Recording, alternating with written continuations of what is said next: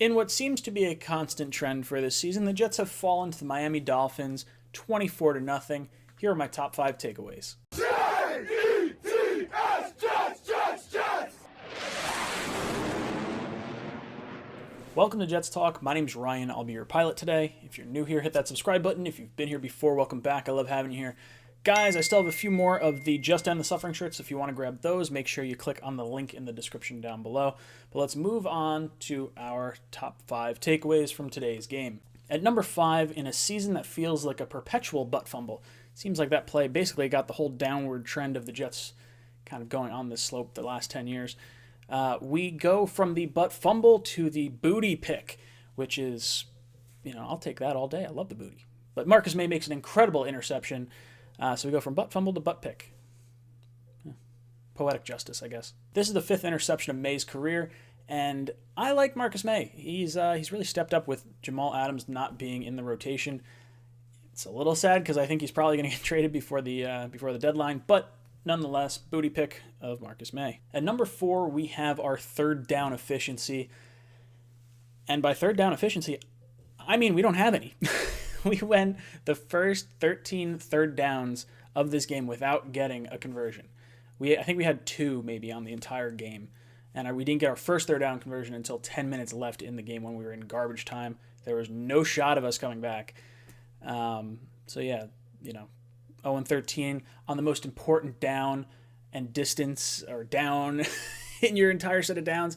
Not good. It's not how you build a winning team. It's not how you win games in this league. At number 3, this is more of a trend of the season, but with this shutout, specifically in the first half, the Jets are 114-29 in points against versus points actually scored. So the Jets are god-awful to start all games, which means these are the scripted plays that you're coming out to.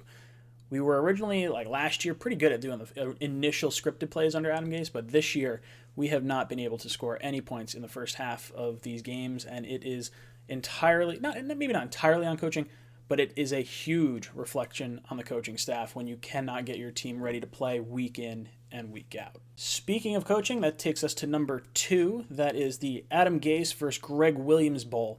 Now, with this loss, there's going to be a very interesting discussion we might hear as soon as tomorrow that one of these guys is fired.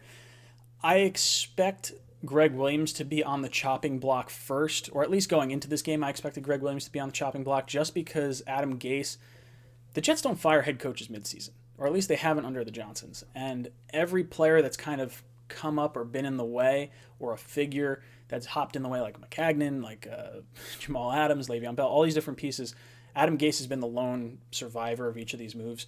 So I think Greg Williams could be the scapegoat. It was his defense that gave up 24 points today. That's how they'll try to spin it. Or maybe we see Adam Gase get fired because they did not show any offense. If anything, the defense showed the only life during this entire game, and the players just don't care anymore. It's quite obvious the players don't care. They know the organization doesn't care right now. It's just a lame duck coach that we're looking at right now. My take? I kind of want to keep Adam Gase, at least for the duration of this season. I think it guarantees a first overall pick that we currently hold on to right now. If we switch to Greg Williams, God forbid you get a spark and you win a few games and knock yourself out of the number 1 overall contention. I think that would probably make me a little more frustrated. I mean, if we could win with Greg Williams, or if we could lose with Greg Williams, I'd prefer that over watching this ineptitude week in and week out. I feel like I'm wasting my time every week. Speaking of tank, now that the Giants and Falcons have won, the Jets now own the sole spot as the worst team in the NFL, meaning we control our own fate, not of our playoff destiny, but of our draft future destiny. Jets now own the number 1 overall pick. As long as they continue to lose, we can get Trevor Lawrence. So embrace the tank. From what we're seeing, we released Le'Veon Bell. We've traded away Jamal Adams. We now have traded away Steve McClendon. Video to that, I'll link that in one of the top sections up above here. And then it looks like the Jets are going to be sellers at the trade deadline. It looks like Jamison Crowder, Marcus Maye, Quinnen Williams, all these players could potentially be fetching some sort of draft compensation for the regime that's going to be coming in and replacing Adam Gase, Greg Williams, whoever's the head coach next year is going to have a lot more assets to play with. And it makes sense. If you're not looking to re-sign these guys, you might as well get picks from Crowder, do $11.5 million next year. We could save all of that by cutting him. If you think he's not part of the long-term plans, which I think he should be, at least to help with Trevor Lawrence or whoever the quarterback is that comes in next season, I think it would be silly to get rid of him. Marcus Maye, probably going to fetch a pretty high price tag. I don't know if the Jets want to commit that kind of money to a safety right now. I think they can lose with Marcus Maye. They could lose without Marcus Maye. I think they're going to focus more so on the offensive side of the ball. So Maye could be dealt at the trade deadline.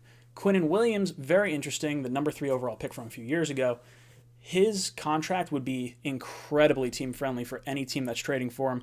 The Jets would eat a little bit of salary cap this year, but then they'd wind up freeing up a bunch in the future.